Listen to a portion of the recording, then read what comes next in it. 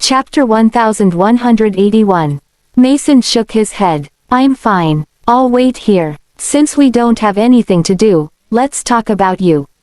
I know you didn't intentionally hide your identity to get close to me. You've been actively using this Vanessa identity for 2 years, after all. You couldn't possibly know what would happen 2 years into the future. That was why people should learn to think on their feet.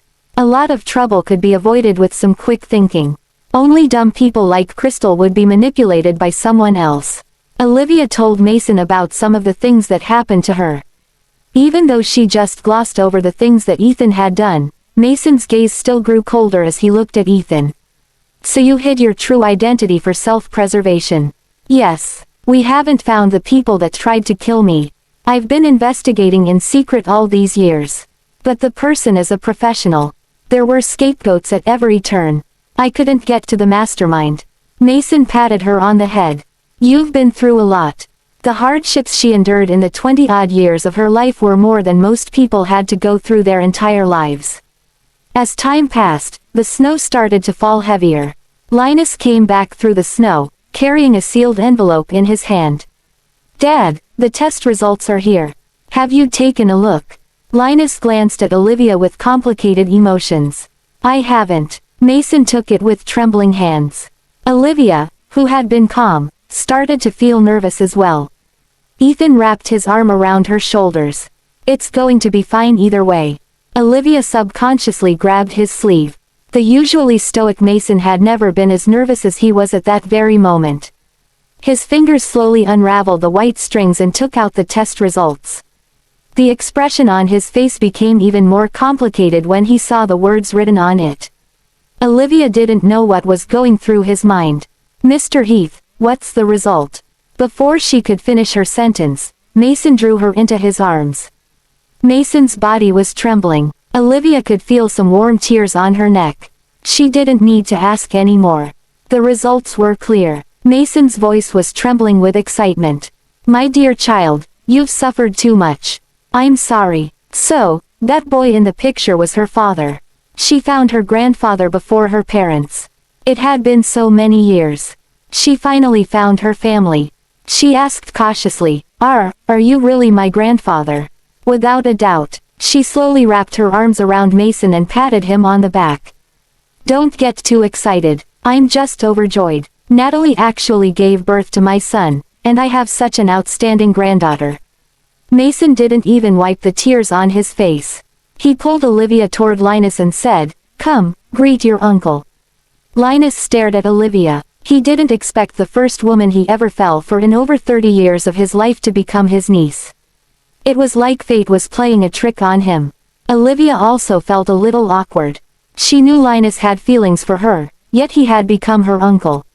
She muttered, Uncle.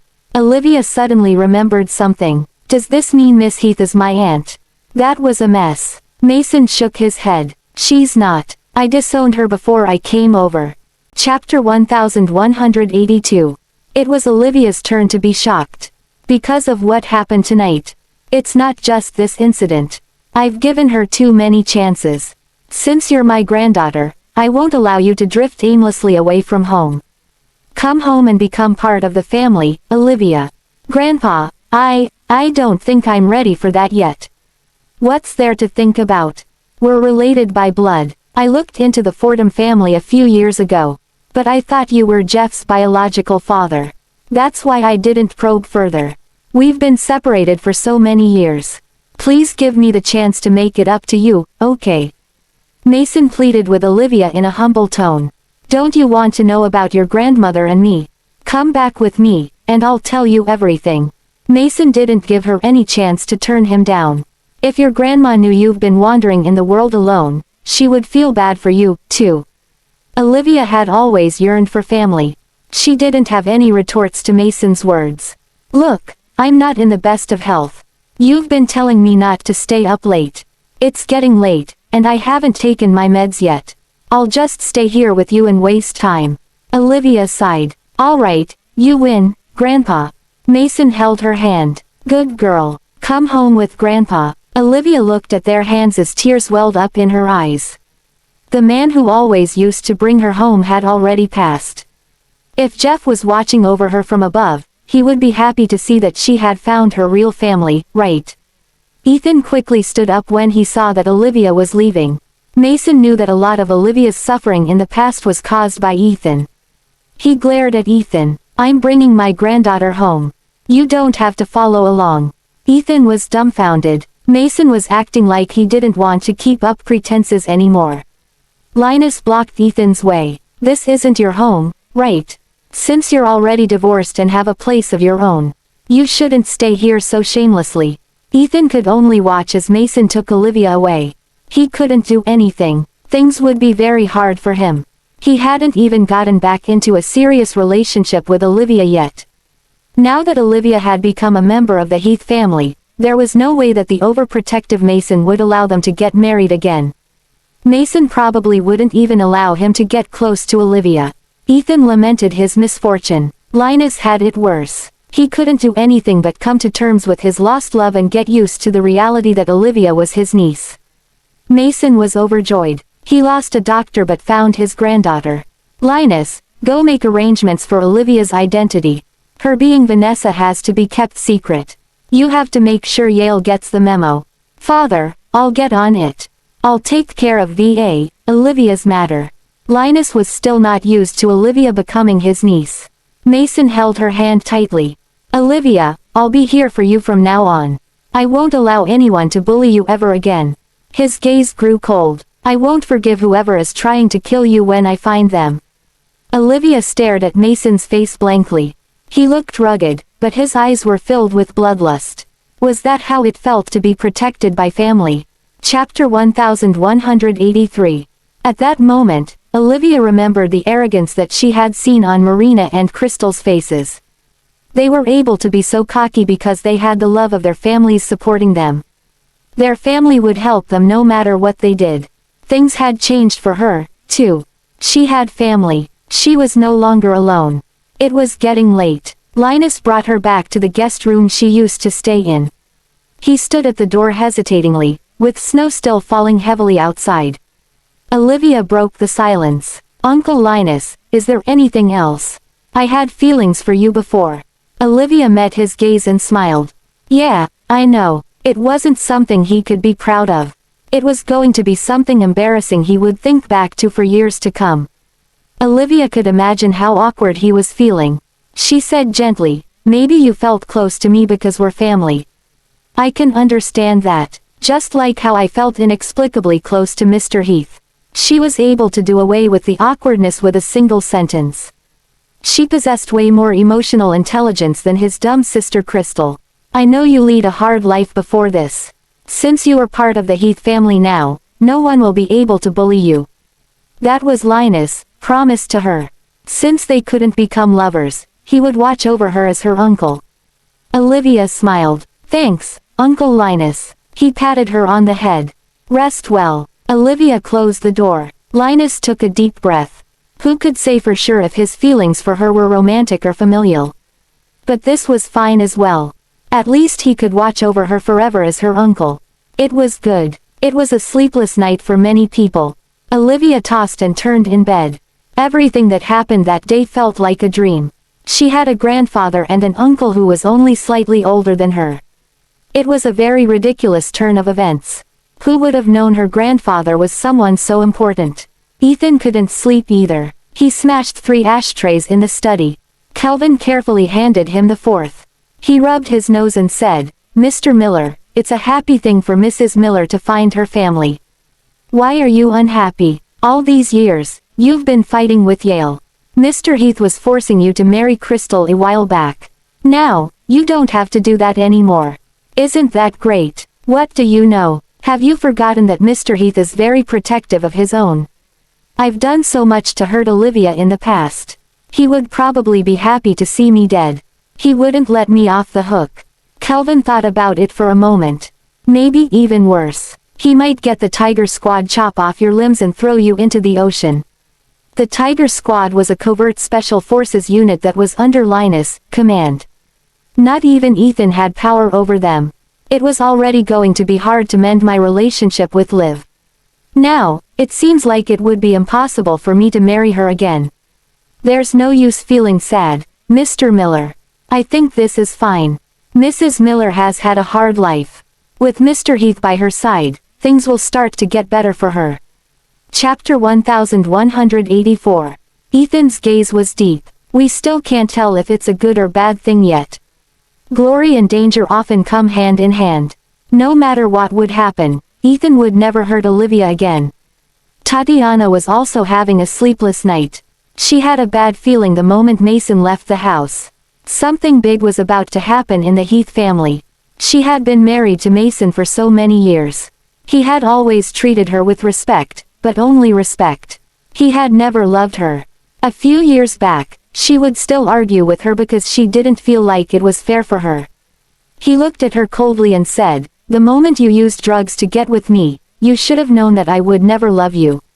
I can only give you power and status, but nothing else." She gradually got used to this life. Mason wouldn't love her but wouldn't love anyone else. Not many people could get everything they wanted in life. She considered herself lucky that she was married to such an outstanding man. Tatiana knew that he had a woman in his heart. He called her name repeatedly when he lost consciousness. She had tried to look for this woman, but nothing turned up in decades. Perhaps the woman was already dead. Men were prone to remembering their first loves. Tatiana stopped caring after a while. But when she saw how Mason lost control at the banquet, she knew it was all over. But that woman appeared in these circumstances. Crystal didn't even know what kind of danger was approaching them.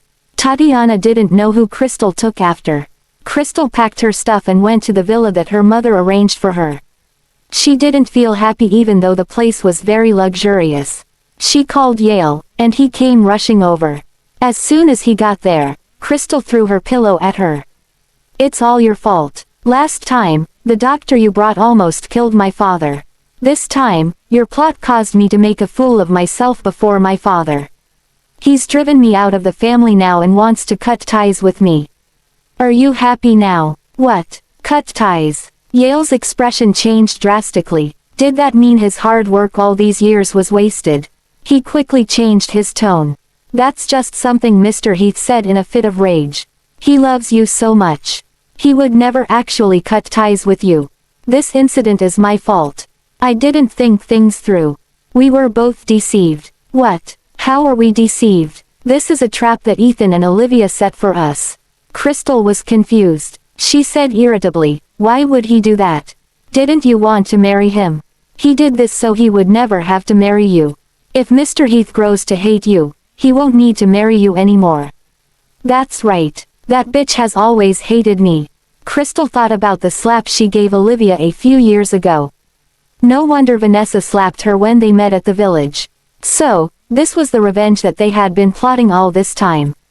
With tears flowing down her cheeks, Crystal said, "I don't understand why Ethan would do this to me. I love him so much. I've helped him so much. Some people are just heartless." "Crystal, only my love for you is true. Ethan has always been a heartless man. He was even able to do all those cruel things to his ex-wife. I could only imagine the things he would do to you. Everyone is a pawn to him." Chapter 1185. Yale hugged Crystal from behind. Ethan only cares about his status and personal interests. He abandoned his wife and married Marina in order to get the Carltons on his side. He's a despicable man. That's not right. If he only cares about his interests, why didn't he try to get me on his side? Is the Heath family not better than the Carltons? Crystal suddenly found the fault in Yale's logic. A hint of somberness flashed in Yale's eyes. He quickly changed the subject. Maybe the reason he didn't try that is because he is plotting something else. Think about all he has done so far, Crystal. He's an ingrate. He has been doing things that humiliated you. He even caused you to be driven from your home. As Crystal was crying, Yale reached out to wipe away her tears. He said affectionately, "Don't be afraid. I'll stand by your side no matter what happens. I'm the one who loves you the most, Crystal." Crystal raised her head to meet his tender gaze. There was a glow in her eyes as she asked, "Do you really love me?" "Without a doubt. Crystal, don't you feel my affection for you after all these years?" Yale sighed. It must be my fault. I must have failed to express my feelings properly. I will try to treat you better. Crystal had been chasing after Ethan for many years. She was starting to fall for Yale since he said such nice things when she had been abandoned by everyone else. Truthfully, Yale wasn't as handsome as Ethan, but he was still charming. He was tall and elegant. She felt safe in his arms. At that moment, Crystal was starting to be moved by Yale's confession. So, he took the opportunity to go on the offensive. Crystal, you must be hungry since you haven't eaten anything. I'll make you some food. You can cook. All good men can. I learned how to cook for you. Just wait. Yale let her go and went to open the fridge confidently. No one had lived in this villa for some time. Even if the housekeepers cleaned the place, there wasn't enough time for them to stock up the supplies. The fridge was completely empty. There aren't any ingredients. I can't cook even if I want to. Yale took her hand. Let's go. I'll take you out for a bite. What do you want to eat? Crystal didn't really have an appetite. She was humiliated because she had been driven out of her home. She wasn't in the mood for food, but her stomach rumbled against her will. If you don't say anything, I'll decide for you. Yale brought her out. She thought he would bring her to some high-end restaurant. Instead, he brought her to the night market. It was snowing. The lights shone brightly like stars. The night market was very lively. Many couples were hanging out there. That was something Crystal had never experienced throughout her entire life. She never knew that the street food she looked down on could taste so good. Are you cold? A gust of cold wind blew on her neck. She nodded. Yale immediately wrapped a scarf around her neck and put a hat on her head. This way, you won't be cold anymore. Crystal raised her head to look at his handsome face. Her heartbeat suddenly quickened. It would only take one instant to fall in love. Yale gazed at her tenderly. Crystal, look around you. Ethan isn't the only man in the world. Take a look at me, too. Chapter 1186. Crystal blinked several times. Her heart was in turmoil. Yale slowly leaned over. She thought he wanted to kiss her. Her pupils were quivering, but he only hugged her. She could feel the warmth emanating from his body. He made her feel warm and shielded her from the snow. This way, you won't feel cold. Crystal didn't know how she used to feel about Yale, but at that moment, she could feel herself falling for him. She hugged Yale back for the first time and buried her face in his embrace. She could hear his heart beating, and it made her feel safe. For the longest time, she had been chasing after Ethan. She was tired of it. As she started to let go of her feelings for Ethan and tried to accept another person, Crystal felt like a weight had been lifted from her chest. So, it wasn't that hard to accept another person. Yale stayed that night. There wasn't any alcohol or drugs. Everything happened naturally. This time, Crystal didn't call out Ethan's name. She was looking at Yale the whole time. Yale, will you really treat me well? Yale wrapped his arm around her waist. He whispered, it took me so much effort to pursue you. Why would I ever mistreat you? Crystal was moved. She wanted to lean in and kiss him. Yale moved away and got up. It's getting late. I have a lot of work today. I have to get up. This was the first time Crystal had ever felt like this. She wanted to cuddle with him for a little while more. Why are you so busy? Should I tell my father to lessen your workload? That way, you'll be able to stay with me more. Yale chuckled as he tapped her nose lightly. If I don't work, I won't be able to provide for you. I don't want others to say I only achieved success because of the Heath family. Crystal, I love you. That's why I want to give you all the best things in the world. I'm a man. Do you understand? Crystal nodded. All right, come back to me quickly after you're finished with work. Okay. Yale patted her on the head. Remember to think about me. He went to freshen himself up after he said that. Crystal was still in bed looking at him. She was already missing him. Crystal, I have to go. I don't want you to. Crystal has been doted on since she was a child. She was a very childish person at her very core. She was like an open book. Yale smiled at her. I'll be back soon. By the way, Crystal, please don't take any morning after pills. Why? I'm still so young myself. I'm not ready to be pregnant. Yale sat down and wrapped his arm around her waist. There are two reasons. Firstly, I'm getting old. I want a child of my own. I would be delighted if you could give birth to my baby. What about the other reason? Think about it. Mr. Heath is outraged because of that incident with Olivia. He even chased you out. He's still very angry now. If he finds out that you're pregnant, would he still allow you to be out here on your own?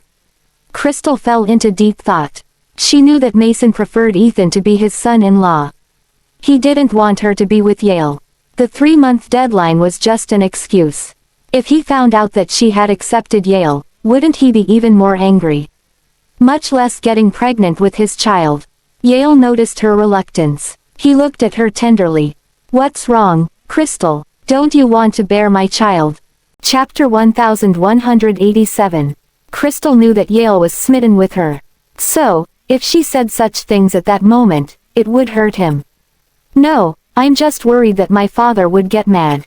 After all, I'll be pregnant with your child even before we get married. He may get angry, but all fathers love their children, right? He'll only reprimand you at most, but he's still worried that you can't live comfortably alone out there. When that happens, he'll send someone to bring you home. Moreover, old people love to have their grandchildren around.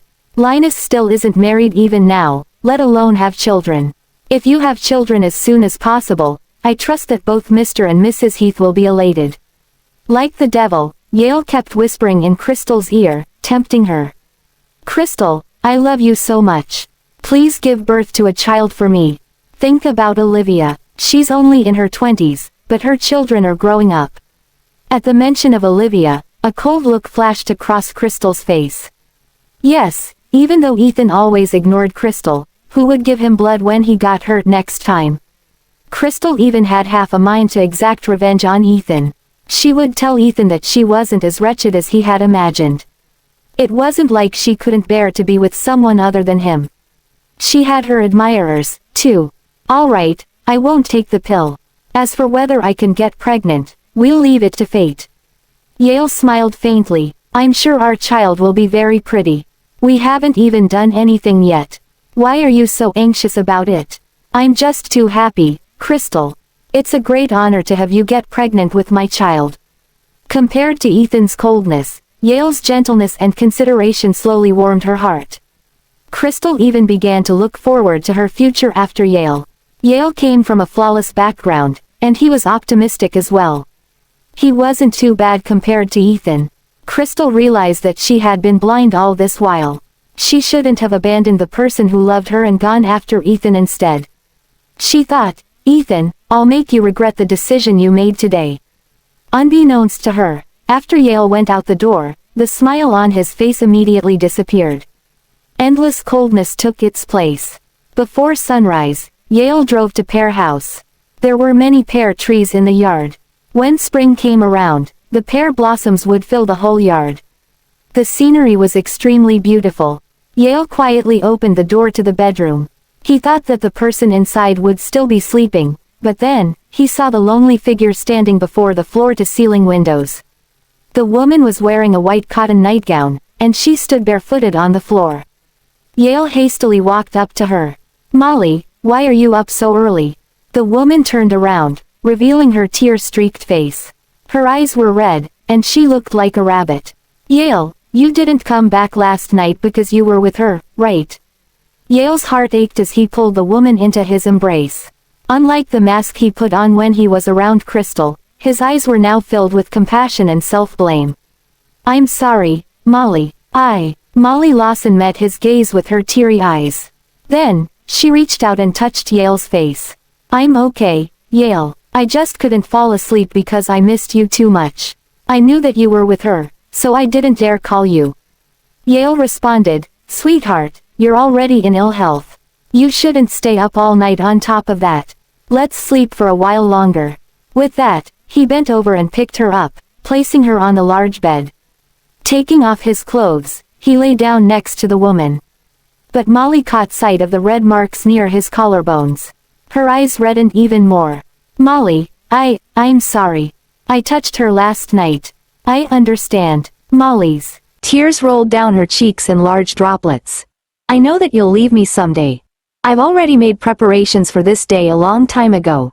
Leaning in, Yale kissed her lips. Molly, I've never once wanted to leave you. You're the only one I love. As soon as she gets pregnant with my child, my plan will succeed. Chapter 1188. Molly undid the buttons. When she saw the traces that woman had left on Yale's body, it wasn't hard to imagine the pain in her heart. Molly, I'm dirty. Can you clean me, please? Yale affectionately embraced Molly. When the wind and snow outside died down, Yale reluctantly got up so that Molly could rest for a while longer. But Molly insisted on getting up and preparing his clothes for him. Unlike with Crystal, where Yale never left any marks on her, Molly's whole body was covered in red marks he had left behind. Even after the affair, Yale carried Molly and cleaned her up. He had no trace of falsehood toward Molly, only endless tenderness. Molly, just wait for me a while longer, okay? When I've obtained everything, no one will be able to threaten me. When that happens, nothing will come between us anymore. I'll marry you. Molly's eyes glistened with tears. Yale, can I truly live to see that day? I will never obey anyone's orders. I will marry whoever I want to marry. Molly remained frowning. But I'm worried that if you stay with Miss Heath every day, you may develop feelings for her. Molly, you're the only one I love. I won't ever fall for a spoiled brat like Crystal. I would never have done that if I wasn't trying to get closer to the Heath family. Just give me some more time, alright? Okay, Yale, I always trust you, but won't this be unfair to Miss Heath? Yale sneered. No, she's not a good person. You're just too kind, and you take pity on everyone. But she's not worthy. When he saw the fear in Molly's eyes, he hastily put on a gentle expression. Sorry, did I frighten you? Don't be scared of me, Molly. You're the person I treasure the most in this world. Even when I was on the bed with her, I could only continue when I've replaced her with you in my mind. When she gets pregnant, I swear that I won't ever touch her again. Molly parted her lips, but in the end, she never said anything. Alright, I'm going to work now. If you need anything, just tell my assistant, and he'll arrange everything for you. Don't think too much about it. I'll always love you. Molly watched as Yale left, letting out a sigh. She touched her flat belly. She wished that she could be pregnant with Yale's child, but her body wouldn't cooperate.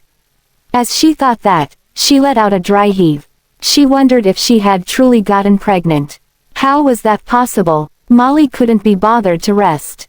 After Yale left, she secretly went to the hospital. An unexpected guest had arrived at Crystal's villa as well. It was Yale's assistant. He was carrying lots of daily necessities, including Crystal's favorite snacks. For the first time, Crystal experienced what it was like to be treasured by a man. Miss Heath, are you free today? The assistant asked. What's the matter? Mr. Kingston asked me to take you to the hospital for a checkup. Crystal frowned deeply. A checkup? Yes. Mr. Kingston wants to make preparations for the pregnancy. Crystal was so embarrassed that her face turned red. Yale was truly eager to have a child. Still, he was right. When she had gotten pregnant, Mason would have ceased his anger. All right, give me a minute. Crystal was still dreaming of her happy life with Yale. She had no idea that things had changed in the Heath family. To prevent unnecessary accidents, Mason only brought Olivia home, but he didn't announce her identity. Meanwhile, Linus went to Olivia's room early on. Liv, Dad wants me to ask you what style you like. The Heath residence is big enough, and you shouldn't keep staying in the guest room. Olivia waved her hands. This place is good enough. I'm not picky. Liv, Dad sincerely wants you to have something nice. We're going to be family from now on, and we'll have to live together for a long time. You have a few children with you, too, right? Are you going to let them squeeze into this small room with you when they come back? Chapter 1189. Olivia lowered her gaze, staying silent. Linus sighed. I know that you don't want to bother us, but it's just a matter of giving orders. Our family doesn't lack money or people at all. You have always done things alone in the past, but it's different now. You have a family. You have us, your relatives. So don't be scared to trouble us. I'm even worried that you won't trouble us because that would mean that you didn't treat us as family." Olivia felt her heart turning warm when she heard Linus' words. This was a warmth she hadn't felt in a long time, other than from Jeff. "Uncle Linus, I'm sorry for not thinking things through earlier. I like warm and cozy rooms. I don't have any other requirements."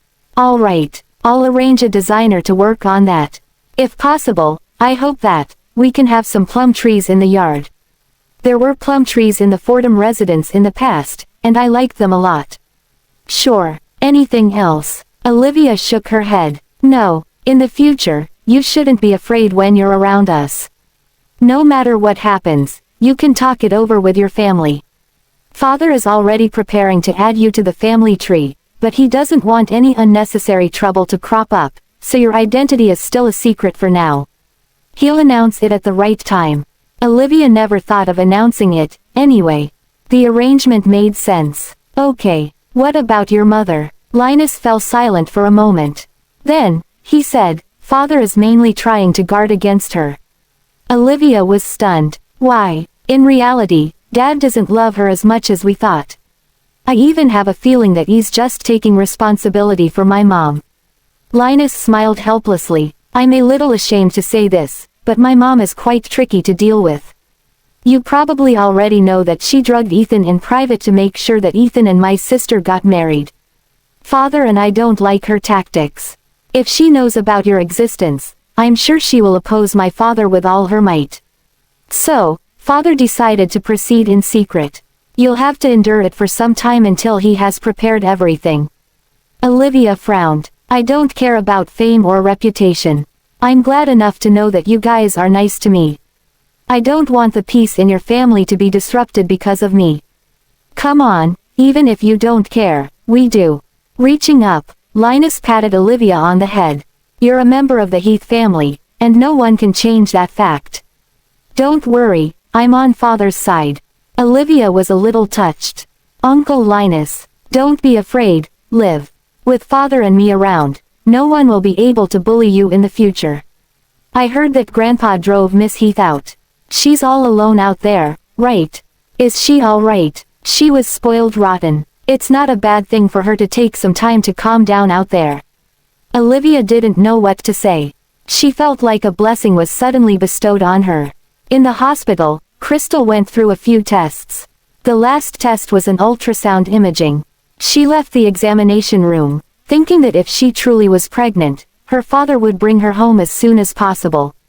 Then, she accidentally bumped into someone. "Sorry." The other person had a soft voice, and her figure was extremely slender. She looked like she could fall over if the wind was strong enough. Crystal glared at the person in annoyance. "Watch where you're going." Her gaze fell upon the pale yet exquisite face. She hated every woman who was associated with Olivia. When Molly saw that it was none other than Crystal, she almost cried in terror. She kept apologizing. "So, sorry, I didn't mean it, I swear."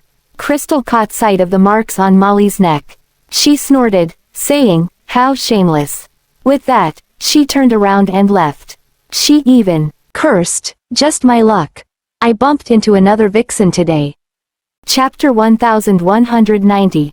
Crystal's checkup report quickly made it into Yale's hands. Yale's assistant reminded him, "Mr. Kingston, the doctor said that Miss Heath has a high chance of getting pregnant if she tries in these 3 days." "All right." Yale rubbed between his eyebrows. He didn't like Crystal at all. He not only didn't like her, but Crystal was also the type he hated the most. But he didn't have any better ideas to gain Mason's trust. Crystal was Mason's only daughter, and he had pampered her since she was young. If Crystal had a child, even if Mason didn't like Yale, he'd still have to agree to this marriage. Linus held a powerful force, but he usually wouldn't be in Aldenvine. Mason was getting old, and with the 2 consecutive assassination attempts, he urgently wanted to win over someone close to him. It wasn't a bad thing for Olivia's identity to be exposed.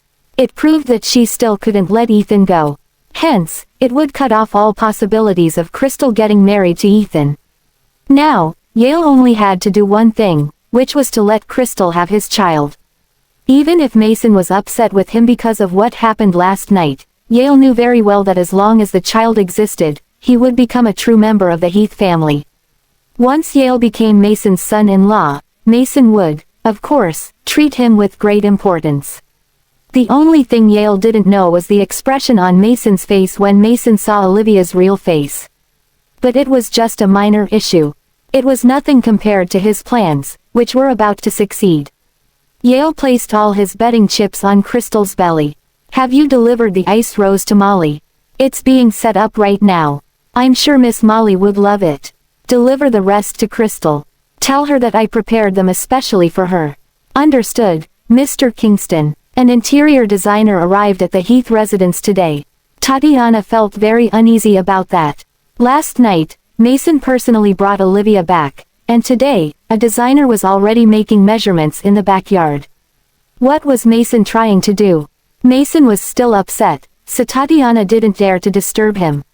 So, she could only wait until Linus was free before pulling him to the side. Linus, tell me, what is your dad trying to do exactly? Why did he hire a designer? Mom, Crystal has been quite rude to Miss Fordham.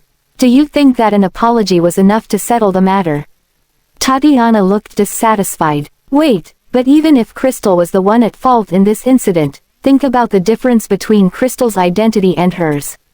She just had some water splashed on her, right? Why would we need to settle the matter? Linus gave Tatiana a meaningful look. It was no wonder that Crystal turned out like this. She was affected by her mother. However, Linus was a person of integrity, and he would side with justice instead of his family. He had been looking down on Tatiana and Crystal ever since the drugging incident.